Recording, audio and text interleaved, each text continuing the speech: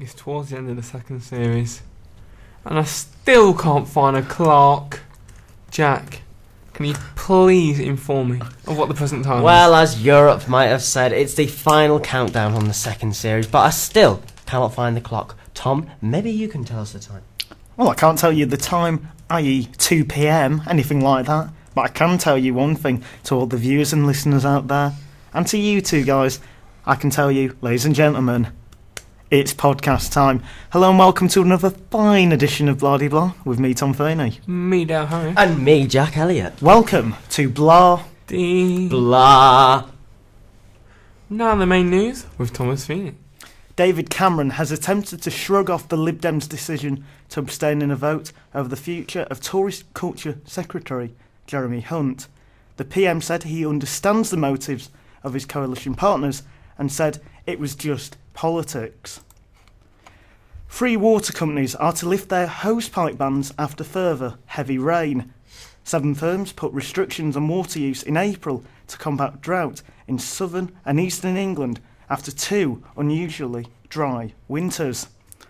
A maths A-level exam paper due to be taken next week has been scrapped because of fears of a security breach. Edexcel said that its math paper due to be taken on the 21st of June will now be substituted by another paper.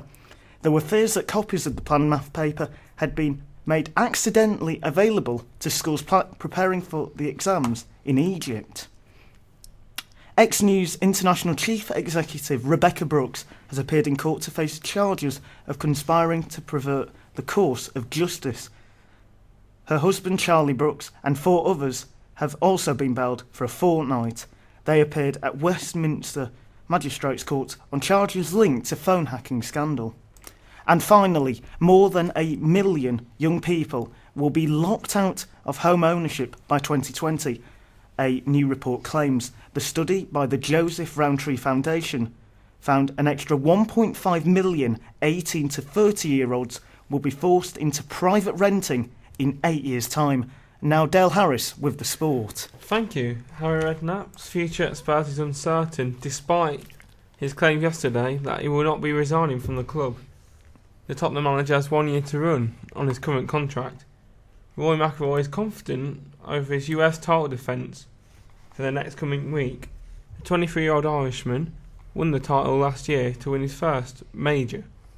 The London Olympics is set to come under its £9.3 billion budget, which was set back in 2007, although this is 4 times the amount that was set in 2005. And finally, David Hay and Derek Chisora have vowed to behave outside of the ring before their fight on July the 14th, which has been sanctioned by the Luxembourg Boxing Authority. And now Jack Elliott with the PMQ's update. Ed Miliband, who has said previously in The Guardian that Murdoch has too much power in the UK media, today attacked the PM's judgment, saying it was so flawed that even his deputy wouldn't support it. Louise Mensch was amongst Conservative MPs who criticised their coalition partners of undermining coalition unity, saying that they were being silly. Mr Cameron responded to Ed Miliband's criticism on how he has handled the Hunt affair by saying that the letter from Sir Alex meant that his entire political strategy has collapsed. And finally, in the Commons, Argentina's behaviour towards the Falklands remains aggressive, the Foreign Office Minister argues. Its actions are not those of a responsible power, he adds. Well, thank you, Jack. Well, Dal, what's up, Dal? No, it's time for News of the Week. And we are going to start this week's News of the Week. I think we're going to go with Jack Elliott. Jack, what's your News of the Week? Well, my News of the Week is that a police chief, Wiltshire Deputy Police Chief David Ainsworth, has killed himself. A police chief who was investigated over allegations that he sexually harassed female colleagues took his own life, a coroner has ruled. The officer, who was 49 years old, had been removed from duties and later placed on secondment after a series of complaints. The coroner also cleared the force of any failure in caring for his welfare. The coroner for Wiltshire and Swindon added, "On the evidence, I consider that the appropriate conclusion to record here is that David Ainsworth took his own life while suffering from depression." Guys, what are your thoughts on this? Well, I think first of all, it's somebody who was under a lot of pressure after what would happen, after what he's been accused of. Do you know if any charges have been brought forward in terms of the accusations that had been made against him? Well, it said here that charges have been dropped. But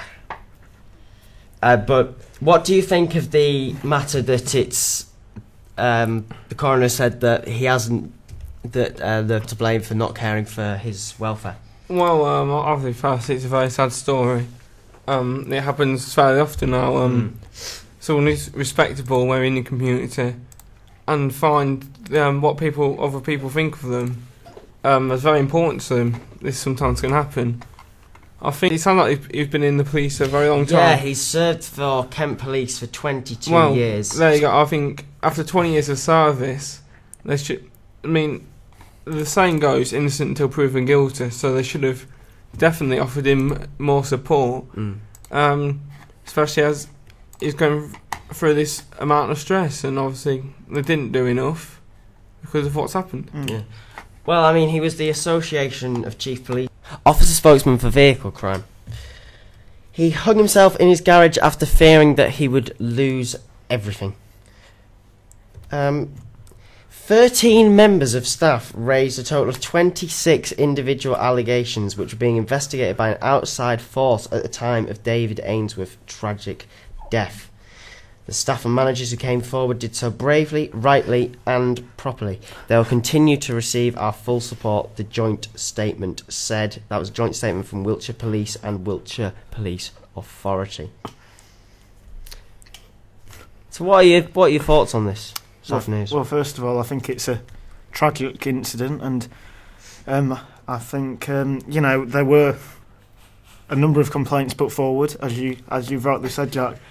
But whether this man was guilty or not, I don't believe. I hope. I think it's. They say innocent till proven guilty, don't they? So we have to take this man as an innocent man, and it's sad in any case. Obviously, you never know what's going on behind the scenes, and being a police chief is such a high-profile and public job, really, that the pressures of it can lead, to stuff like this. And now the next story will be from Thomas Feeney. Well, thank you for saying my name. And prospective Rangers owner Charles Green is adamant that existing players will be transferred to a new company. His consortium aim to pursue a new route to complete their purchase after their offer to creditors was rejected by Revenue and Customs. And the fact of the matter is there is a strong possibility that the Old Firm derby next season just will not happen. And Rangers may be put into a position where they have to start from the 3rd division. Now, I think it's a tragedy. I really do. I think the SPL needs Rangers as much as it needs Celtic. And I personally believe that, Rangers, it was a poor offer by Charles Green, in my opinion, and I understand why it was rejected. But one interesting fact was they won't be allowed to enter European competitions for 3 years. So a number of key players, I'm being told that Stephen Naismith certainly looking for a way out, and Goyen as well. Dale, I can see you're eager to answer this one. What are your thoughts? Well, if you stop swearing at me and let me go on with my thoughts. I did no such thing. Well, we've got witnesses. Gattuso has been linked with the move there. Well, yeah, he certainly has been, and he'd stated that Gattuso was adamant to go back home, and it's an interesting case that Gattuso says that he's willing to play on a minimal wage. Dale, Jack, one of you two. Question, right? Are Rangers essentially being treated by the SFA as if they were a new club?